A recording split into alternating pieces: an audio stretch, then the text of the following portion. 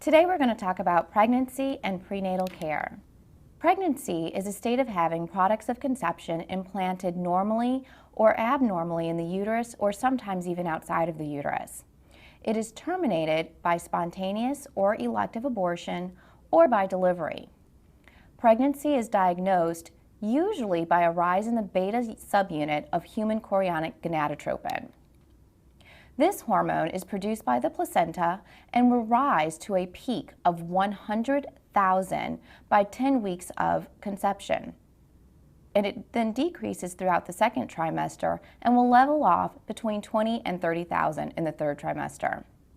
Pregnancy can be confirmed by ultrasound as early as 5 weeks, corresponding to a beta HCG of 1,500 to 2,000. There are some signs and symptoms of pregnancy. Signs on physical exam include the Chadwick sign, which is a bluish discoloration of the vagina and the cervix. The Goodell sign is softening and cyanosis of the cervix, and this usually happens after 4 weeks. The Leyden sign is softening of the uterus after 6 weeks. Other symptoms include breast swelling and tenderness, development of the linea nigra, which is the line that goes from the umbilicus to the pubic symphysis, and symptoms include nausea, vomiting, a missed period, breast pain, and quickening, which is the sign of fetal movement. Some terms when we talk about pregnancy include embryo. An embryo is the stage from fertilization of the egg until 8 weeks or 10 weeks gestational age. And there's a difference between gestational age and developmental age. Developmental age is from fertilization. Gestational age is from the last menstrual period. Usually there's a 2-week lag, so gestational age will be 2 weeks higher or 2 weeks more than your developmental age. A fetus is at the stage of 10 weeks after 10 weeks of gestational age. And an infant is the stage between delivery and 1 year of age. Pregnancy is divided into trimesters based on weeks, and when you're talking and using the gestational age, which is used mostly, the first trimester ends between 12 to 14 weeks, the second trimester ends between 24 to 28 weeks, and the third trimester ends at delivery. An infant is considered pre-viable if it is born before 24 weeks or weighs less than 500 grams. Preterm infants are considered to be from 24 weeks to 36 weeks and 6/7 days, and a full-term infant is considered to be born between 37 weeks and 42 weeks of gestational age. Post-term is beyond 42 weeks. When we talk about gravida and parity, the gravity is the number of times a woman has been pregnant, and parity refers to the number of pregnancies that lead to birth at or beyond 20 weeks or an infant weighing more than 500 grams. When we talk about parity, it can be split into 4 different terms. And when we talk about that, we have TPAL is the acronym. T is for term, P is for preterm, A is for abortion, and L is for living. And that abortion does not mean an elective abortion. It can be either elective or a spontaneous abortion, any pregnancy that is ended before 20 weeks. Some other sets of terms that we use when talking about pregnancy, we put either a nulla, a prima, or a multi in before gravida or parity. So we can say nulla gravid, nulla paris, multigravid, multiparous. Null means 0, means that they have never been pregnant, which is nulla gravid, or nulliparous is never has delivered a baby that is greater than 20 weeks. Prime is equal to 1, so a primip has delivered 1 baby, multip has delivered more than 1 baby. Sometimes you'll hear the term grand multip or grand multiparity, and that's referring to a woman who has delivered 5 or more babies. Well, how do we figure out these dates and the number of weeks a patient is pregnant? Number 1, we talked about gestational age, and that is the age in weeks and days, and that's measured from the last menstrual period versus the developmental age, which is conceptual or embryonic age, and that's the number of weeks since fertilization. And again, we do not routinely use the developmental age. A quick way to figure out dates is based on the last menstrual period, and it's something called Nagel's rule. And this is something very easy that you can do in your head. You take the date of the last menstrual period, you go backwards by 3 months, and you add 7 days. Let's give an example. If the last menstrual period was October 5th, 2010, so 10/5/10, you go back 3 months, so that puts us into July, and forward 7 days, so we go from the 5th then to the 12th, and we add the year because we're getting into the new year, so that due date would be July 12th of 2011.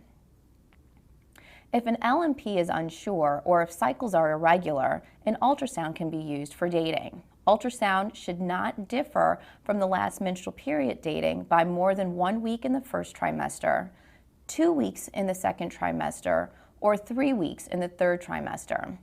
If the ultrasound date is different by greater than these numbers in each of the respective trimesters, the ultrasound date should be used for dating. Other landmarks when determining how far along a woman is include auscultation of the fetal heart at 20 weeks by a non-electric fetoscopy or 10 weeks by Doppler ultrasound, which we use commonly. Movement can occur between 16 and 20 weeks. We're going to change gears a little bit and move towards the physiology and physiologic changes of pregnancy. And we're going to start with the heart or the cardiovascular system. Cardiac output increases between 30 to 50%, with most of this occurring in the first trimester, max being reached between 20 to 24 weeks, and it's maintained at that level until delivery. Initially, the stroke volume increases, and then the heart rate increases as the stroke volume decreases in the second half of the pregnancy, which maintains that increased cardiac output. You can go back to your cardiovascular section and break out that equation of cardiac output with its relation to heart rate and stroke volume to see how that works. The systemic vascular resistance decreases and causes a decrease in blood pressure, which naters at about 24 weeks. During the third trimester and up until delivery, the blood pressure will then return back to normal, but it should not exceed its normal range. In the pulmonary system, the tidal volume increases by 30 to 40%, despite the fact that total lung capacity is decreased by 5%, and this is due to the elevation of the diaphragm. The expiratory reserve volume decreases by about 20%.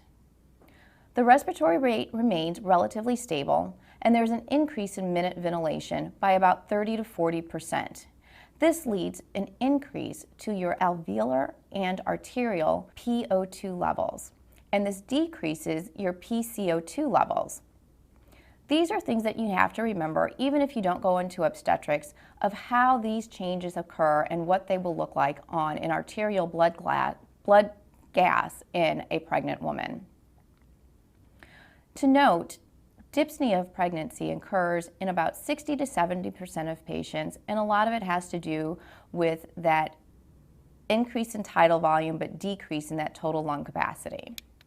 In talking about pregnancy physiology, in the gastrointestinal system, nausea and vomiting occurs in more than 70% of pregnancies and is attributed to the increase in estrogen, progesterone, and HCG levels. It usually resolves between 14 and 16 weeks.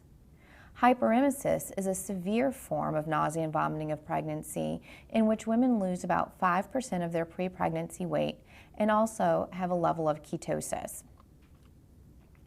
There is decreased gastric emptying times, and gastroesophageal sphincter tone can cause reflux and less commonly thylism. Decreased motility and increased water absorption can cause constipation. In the renal system, the kidneys increase in size and the ureters dilate, which can cause an increased rates of pyelonephritis. The glomerular filtration rate increases by 50% in early pregnancy and maintained until delivery. Therefore, you will see in laboratory results that their BUN and creatinine will be decreased by about 25%. In the hematology section, we will see an increase in plasma volume by about 50%. With the blood volume raising that high and noting that the red blood cell volume only increases by about 20%, this leads to a dilutional anemia, which is seen especially in that first and second trimester. When looking at the white blood cell count, it is slightly increased with an average of 10.5 million per milliliter, with the range being 6 to 16. During labor, the stress of labor can cause an increase in that white blood cell count up to about 20 million per milliliter. Platelets during pregnancy can slightly decrease.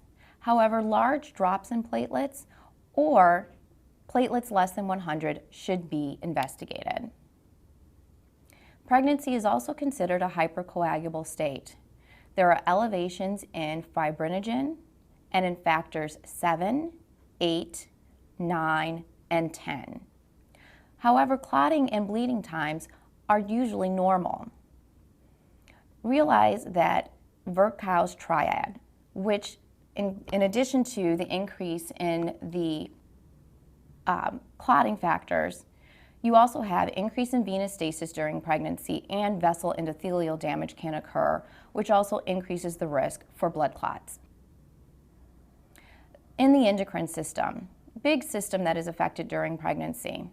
As we know that pregnancy is a hyperestrogenic state, and this is produced primarily by the placenta, with the ovaries contributing to a lesser degree.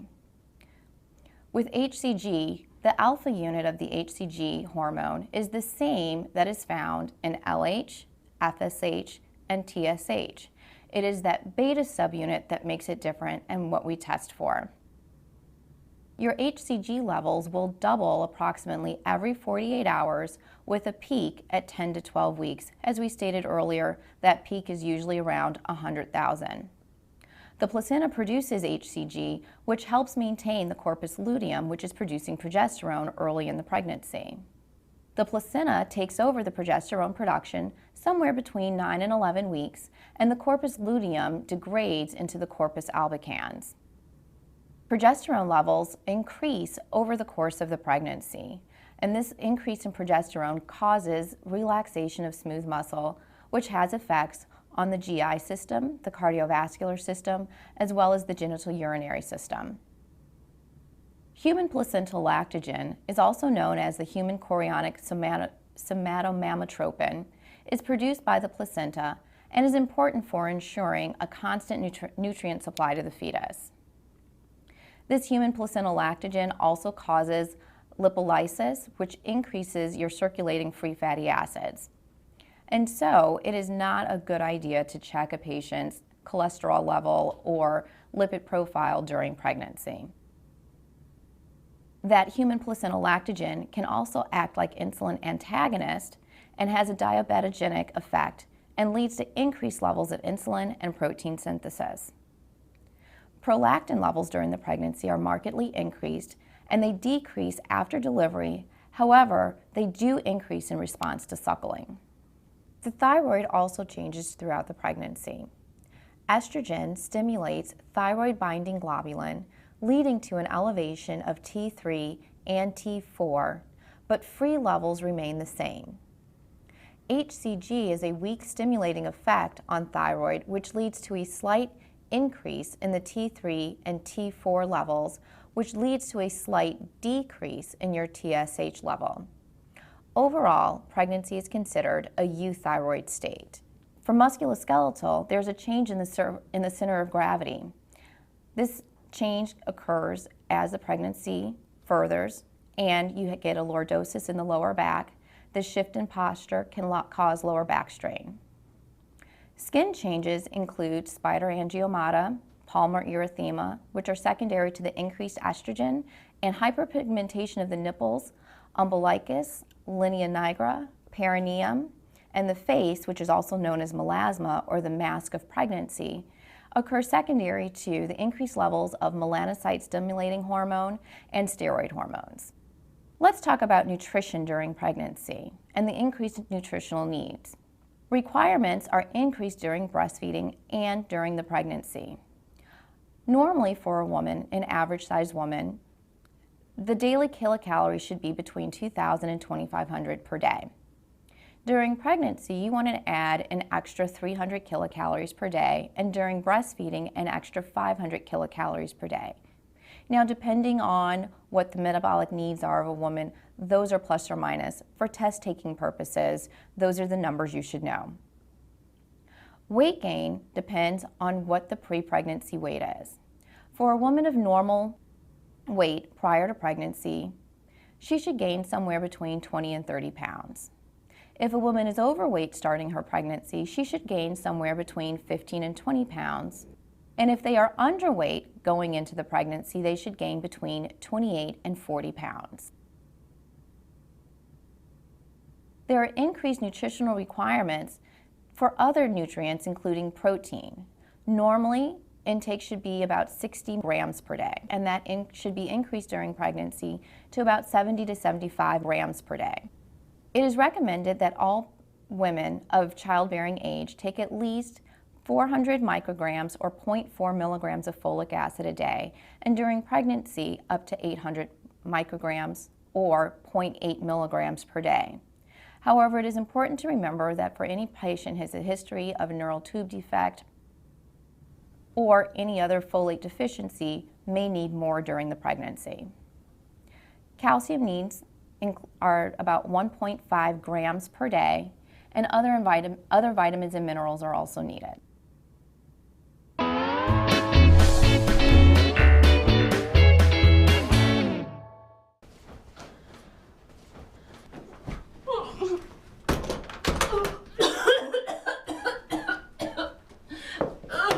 Jan, are you all right? Yeah, I just got nauseated all of a sudden. You don't think you could be, No. Well, I mean, we've just been trying forever. Hello there. Don't you just hate waiting until you have time to see a doctor? With the new Doctors on the Go apps, you don't have to. With our home pregnancy test app, you can get an answer right now. she just pees on the phone? Of course. Even though the beta HCG doesn't show up in the urine until after implantation, 6 to 12 days after conception, with our app, results are immediate. You can even take it as soon as the morning after. Oh, I'm too nervous. You read it. Congratulations. You've won yourself a beautiful bundle of joy. Really? Thank you so much. No need to thank me, ma'am. With Doctors on the Go, there's always an app for that.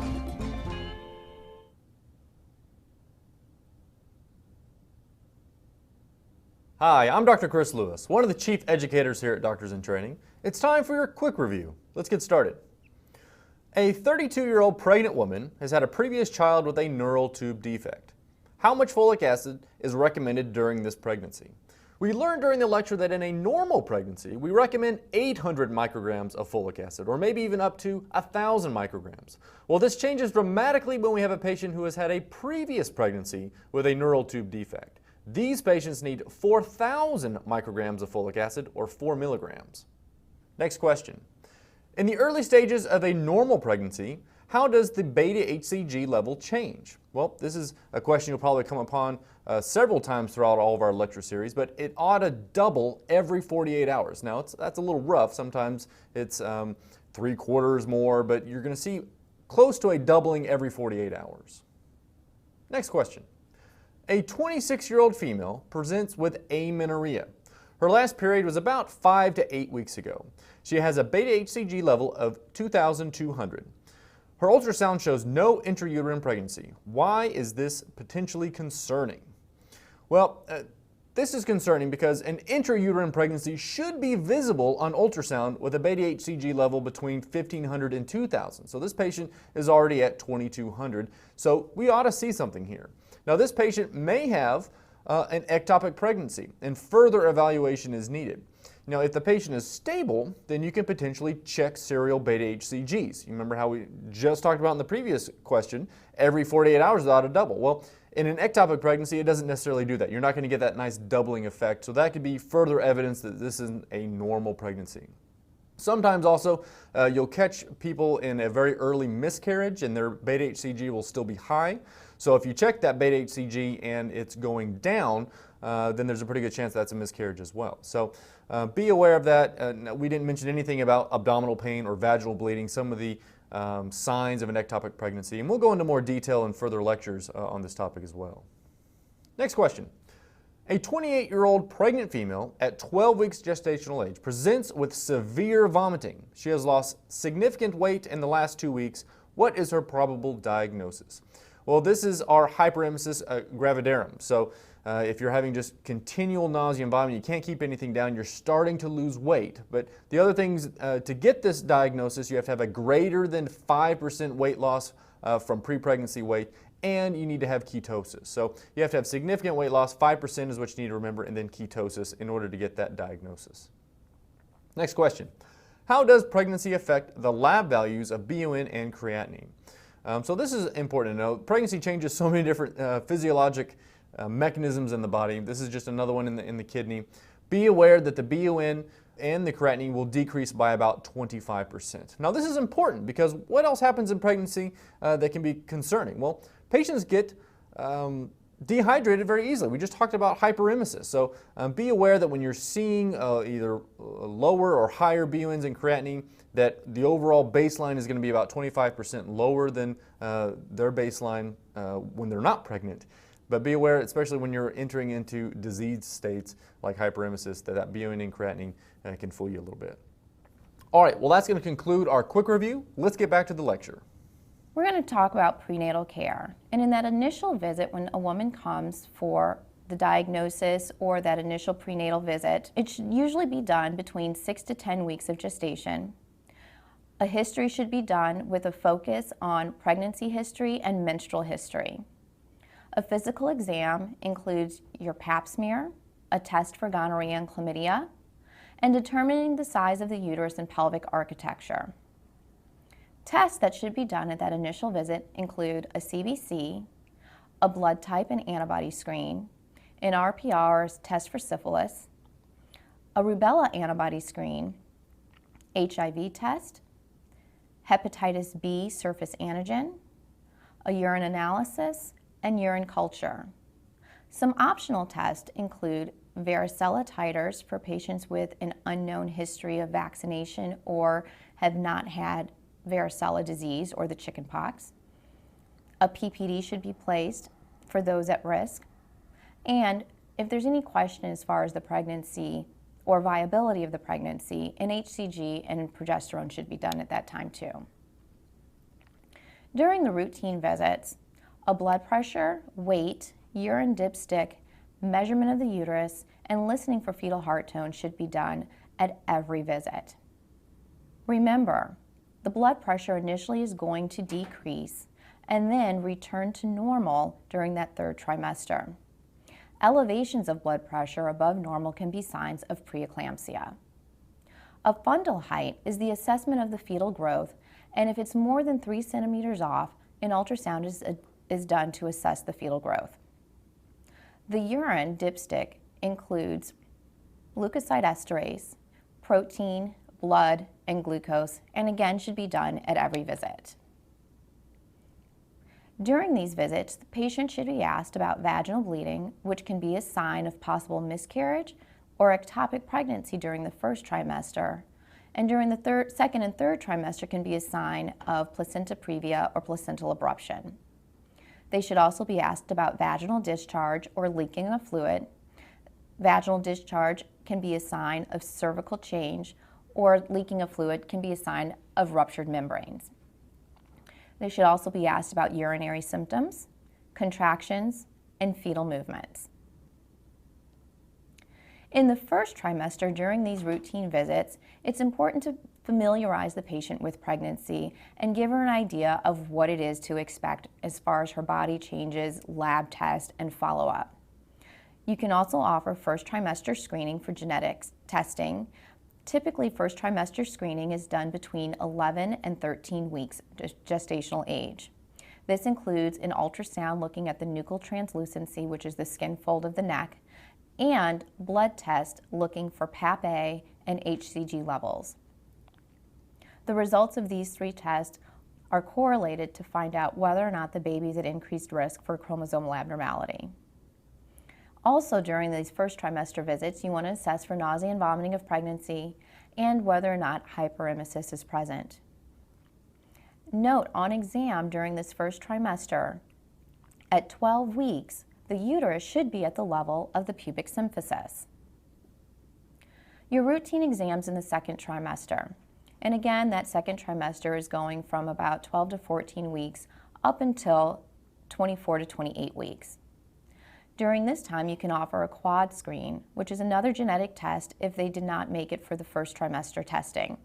A quad screen is a blood test which is non-invasive, and it consists of a beta-HCG level, estriol, maternal serum alpha-fetoprotein, or MSAFP, and a level of inhibin A. An ultrasound is also done, and this is to screen for common fetal abnormalities, placental location, fluid volume, and gestational age. At 16 weeks, the uterus should be midway between the umbilicus and the pubic symphysis, and at 20 weeks, the uterus should be at the umbilicus. Of note, that quad screen can be done anywhere between 15 and 20 weeks of gestational age. During the third trimester, which is that 24 to 28 weeks until delivery, we assess the patients every 2 weeks until about 36 weeks, and then during that last month of pregnancy from 36 weeks until delivery, we see them every week. During this time, we do a glucose screening test, and that is done between 24 and 28 weeks, and this is to assess gestational diabetes. As we stated before, the human placental lactogen can cause an increase in insulin resistance, and therefore it's at this time that it is best tested for gestational diabetes. During that glucose test, we typically get a CBC to look for anemia. For patients that are Rh negative, we will give them RhoGAM at 28 weeks. The reason why 28 weeks is the magic number is because RhoGAM lasts for about 12 weeks, which will take you to 40 weeks, which is typically that estimated date of confinement. On exam, when we measure the fundal height during the third trimester, it should correlate to the gestational age within 3 centimeters. We also assess for preterm labor versus Braxton Hicks contractions. Braxton Hicks contraction can occur irregularly, usually at the end of the second, beginning of the third trimester, and are typically not painful, whereas preterm labor signs are when you have more than 5 to 6 contractions that are starting to become painful. Those 5 or 6 contractions will occur within 1 hour. During the third trimester, especially towards the end, we will also assess for fetal position to see whether or not the baby's in a vertex versus breech position, and we do Leopold maneuvers to do that. A cervical exam is done after 37 weeks to assess the dilatation and effacement of the cervix, and a GBS culture is done at 35 to 37 weeks. GBS, or Group B streptococcus, is a bacteria that lives in about 30% of women, does not cause an infection for the mom, is not sexually transmitted, but can cause an infection for the baby as the baby is coming out, which is why we test for it. In some states, it's also required that an HIV test be done in the third trimester. And during prenatal care, we must not forget about vaccines. It is important to make sure that our patients are vaccinated. All pregnant women who are pregnant during the flu season should get a flu vaccine. However, it is to be the actual shot and not the nasal, because the nasal vaccine is a live attenuated vaccine, and that is not recommended, actually contraindicated for pregnancy. During the pregnancy, it is okay to have a tetanus shot, a pneumococcal shot, a meningococcal shot, hepatitis A, or hepatitis B vaccines if deemed necessary. The MMR, the varicella, the oral polio, and as stated, the nasal influenza are all contraindicated. The easy way to remember is that any live vaccine or live attenuated vaccine is contraindicated during pregnancy. For women who are rubella non-immune, because we check that rubella antibodies in that first trimester, they can be given their rubella vaccine postpartum. It is also important to make sure that women are discharged with a Tdap vaccine if it has not been given within 10 years because of the rise of pertussis. So during the pregnancy, patients are going to present with some routine problems. One of these problems is back pain. It is very common, especially later in the pregnancy, and as we stated, with changes during the musculoskeletal system, with the lordosis, you can have that increased lower back strain. Mild exercise, gentle massage, heating pads, and Tylenol can all be used to help relieve this pain. For patients with more severe pain, muscle relaxant and narcotics can be used. Another common complaint is constipation, and as we've stated before, that increase in progesterone throughout the pregnancy causes slowing of your smooth muscle. Constipation is usually treated with increased fluid, especially water, fiber, stool softeners, and laxatives if needed. We've already talked about contractions and Braxton Hicks versus preterm labor contractions, and it's important to really educate the patient on what the difference is. Braxton Hicks contractions, or contractions in general, can be caused by dehydration, so it's very important to make sure a woman is getting enough fluids. Dehydration is actually very common, and this is secondary to that expanded intravascular volume and third spacing, especially in that third trimester where an edema can be present. When edema is present, it's usually caused by compression of the inferior vena cava and pelvic veins, and this is because of the increasing size and weight of the uterus. It can lead to increased hydrostatic pressure in the lower extremities, and sometimes in the upper extremities. GERD, or reflux, also is very common in pregnancy, as we've stated before in talking about the GI system, secondary to the relaxation of the lower esophageal sphincter and increase in the transit time in the stomach. So food is staying in the stomach longer, and that esophageal sphincter does not have a high tone, definitely can cause reflux. Things that we tell people to treat for this: having multiple small meals throughout the day. Do not lay down immediately after meals, but sit up for at least an hour. They can also try H2 blockers or proton pump inhibitors. Hemorrhoids, again, are very common, and this is because of congestion of the pelvic veins, and constipation are both increased risk for hemorrhoids. It is usually treated with the prevention of constipation and topical anesthetics and steroids. Pica is rare, and this is a craving for inedible items like dirt or clay. As long as these items are non-toxic, you encourage the patient not to eat these. If there's anything that is toxic, testing must be done immediately. Round ligament pain, again, is very common in pregnancy, and this is secondary to the rapid expansion of the uterus. It typically is self-limited, can use warm compresses and Tylenol. Sometimes pregnancy support belts can also help. Urinary frequency occurs because of an increased intravascular volume, and the increased glomerular filtration rate leads to increased urine production. You also have bladder compression by the enlarging uterus. It is always important to rule out infection in these patients, though. Varicose veins occur, and this is caused by the relaxation of the venous smooth muscle and increased intravascular pressure. Pressure stockings can be used to help reduce varicose veins. During pregnancy, there are times that we need to assess the fetus, and there are several modalities that we use.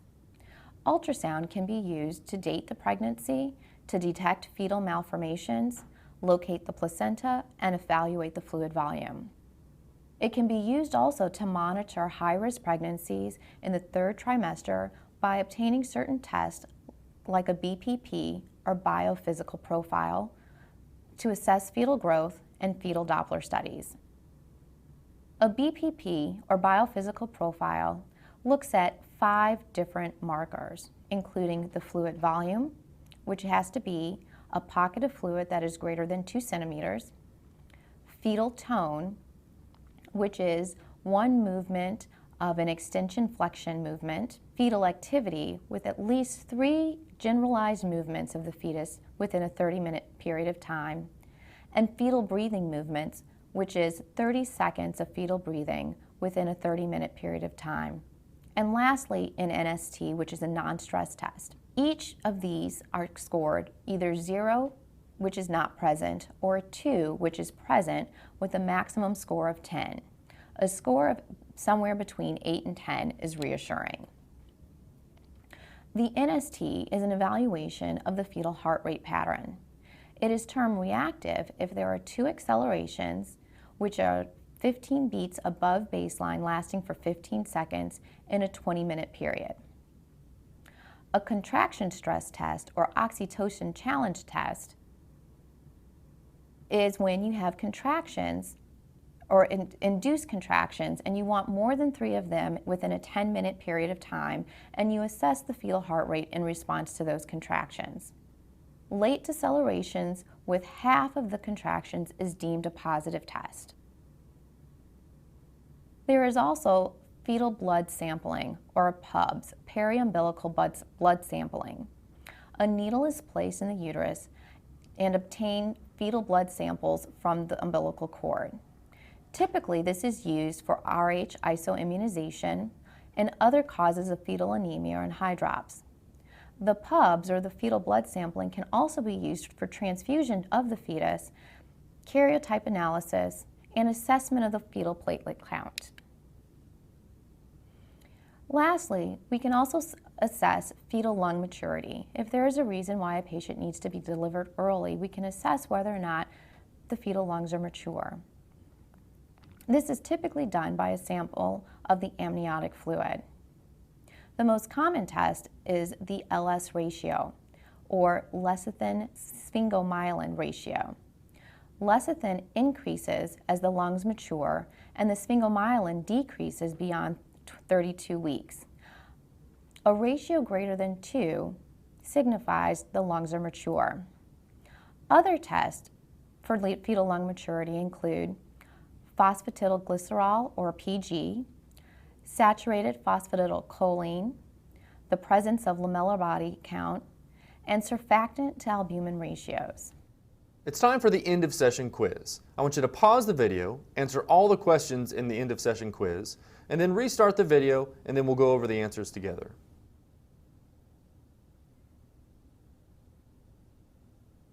All right, we're back, and now it's time for our end of session quiz. Let's get started.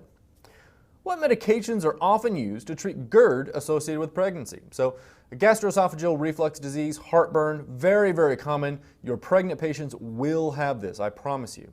Now, the nice thing is that we have some very good medicines that can treat this. Now, our H2 blockers are very commonly used. They're even over the counter in some instances. So if you have a patient who's calling in and you're on call, you can certainly recommend one of the H2 blockers over the counter. What works a little bit better are the proton pump inhibitors. Now, both of these medications are pregnancy category class B, so they are considered relatively safe, and you will put patients on this all the time. Next question. Urine is routinely checked at prenatal visits. What abnormal findings in the urinalysis may indicate disease or complication? So you're always going to get a UA whenever you have a patient come in who's pregnant for their prenatal visits.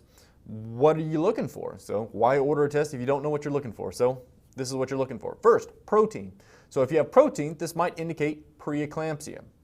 Next, glucose. Obviously, glucose in the urine could indicate diabetes, more specifically gestational diabetes, especially if they didn't previously have diabetes coming into pregnancy. And then finally, leukosterase. So you're looking for signs of urinary tract infection. So you can get a lot of information just from a UA. Protein, glucose, leukosterase are the big ones that you're looking for, and those are to rule out potential signs of preeclampsia, gestational diabetes, and urinary tract infections. Next question. A 26-year-old female has recently had a positive pregnancy test. Her last menstrual period was 7/4/11, so July 4th. What is her estimated date of confinement using Nagel's rule? So remember Nagel's rule, it's subtract 3 months and then add 7 days. So the due date, so to speak, will be 4/11/2012. Next question. A 35-year-old female is currently pregnant. She has been pregnant 3 times prior to this pregnancy. She had 1 miscarriage at 10 weeks. She has 2 living children now, with 1 baby born at term and 1 baby born preterm.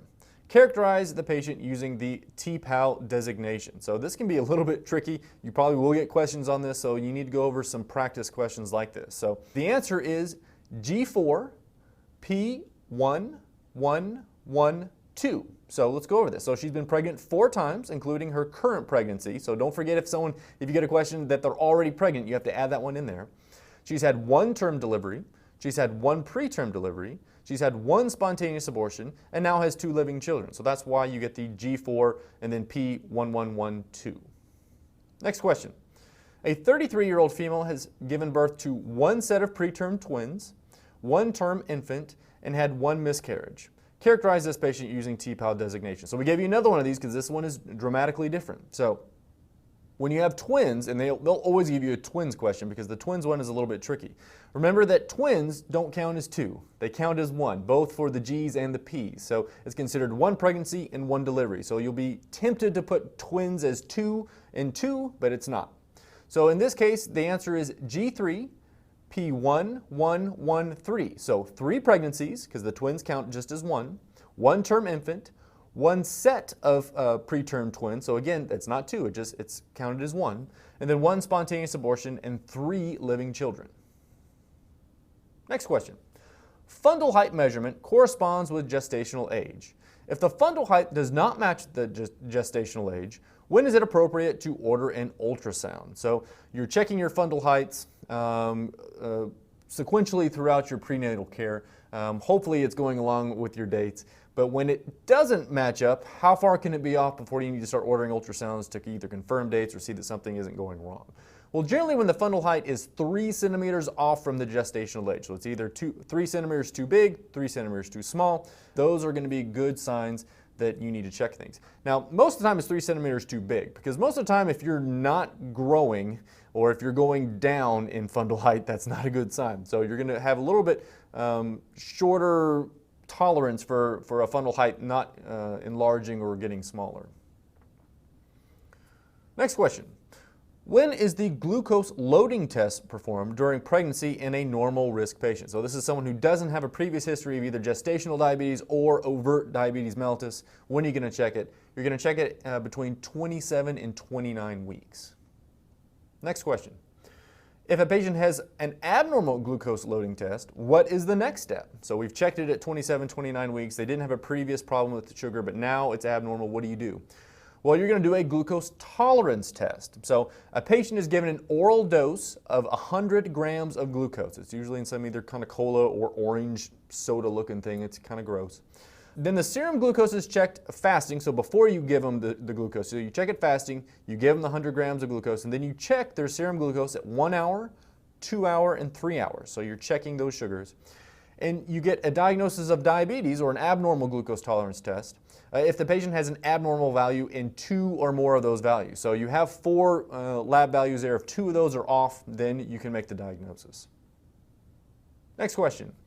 What is the common name for irregular contractions, and what is a common cause of these contractions? So you'll hear about this all the time. The name of them are Braxton Hicks contractions. They're irregular, they're usually not that severe, and most of the time you don't have to worry about them too much. What often causes these is dehydration. So if you get a call from a patient, I'm having these irregular contractions, the very first thing you tell them to do, go sit down, go lay down, drink some water, get out of the heat if you're in the heat, calm yourself down, and oftentimes the Braxton Hicks contractions can be relieved that way. Next question. What are the major causes of increased urinary frequency in a pregnant patient? So very, very common symptom. You'll have patients coming in, I'm peeing all the time. Is there something wrong? Do I need to know something? Do I have diabetes? What's going on? So the reasons for increased urinary frequency usually include several things. So first you have increased intravascular volume. Remember how we talked about in this lecture, you have increased cardiac output, your blood volume's higher, so if you have more circulating volume, you're going to end up perfusing your kidney more, and then you're going to filter more blood and then get more urine. Elevated glomerular filtration rate, so just what we talked about, that's why you're getting more urine production. Now the primary reason that people are having an increased urinary frequency is that they have compression of the bladder by the growing uterus. So you've got a big baby sitting on your bladder, it makes you want to go to the bathroom more often. So that's the main reason. But you also have to be aware of diabetes. So if someone has ridiculous thirst, polydipsia, polyuria, if they don't have a previous history of diabetes, it's unlikely that they have developed overt diabetes, but they could have gestational diabetes, so that's why we do our glucose loading tests and tolerance tests. And then also be aware of urinary tract infections. So still, People get infections, and that's why we're checking our urine every time people come in as well. All right, so that's going to conclude our end of session quiz. I hope you learned something, and good luck studying.